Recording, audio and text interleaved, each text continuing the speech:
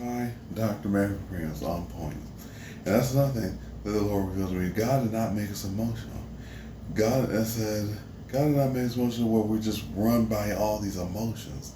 This, feeling this, up one time, down one time, going all over the place, just flipping all over the place. God did not make us emotional like that. That's part of the sin nature. That's part of the human nature that happened with the fall of Adam. Because God made us strong. He gave us a sound mind. He gave us love and power. See, when you're emotional, that's fear. Fear makes you emotional. Fear makes you do crazy things. That's why, a lot of people do certain things. They do it out of fear, and they do it out of emotions. But it says John wrote in there, God did not give us a spirit of fear, but love, power, and sound mind. So you don't know, some people just doing crazy things just because they fear being punished by God or punished by other authority. God did not make us emotional because that's just fearing. That's just fearing, oh, I'm gonna be punished, so I'm gonna act crazy. Oh, I'm gonna do this, I'm gonna do this. God did not make us all that emotional. He made us have love. If we walk in love. The Bible also says if you walk in love, then the law, you'll obey the law. Because love is at the center of the law.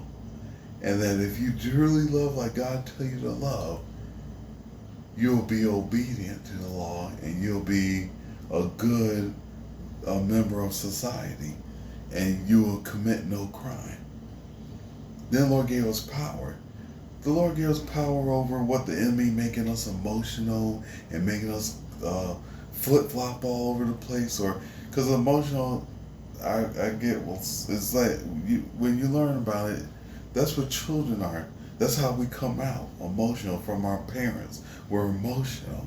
We got all these emotions running through us. And it reminded me what Paul said, that when I was a child, I set aside those childish ways.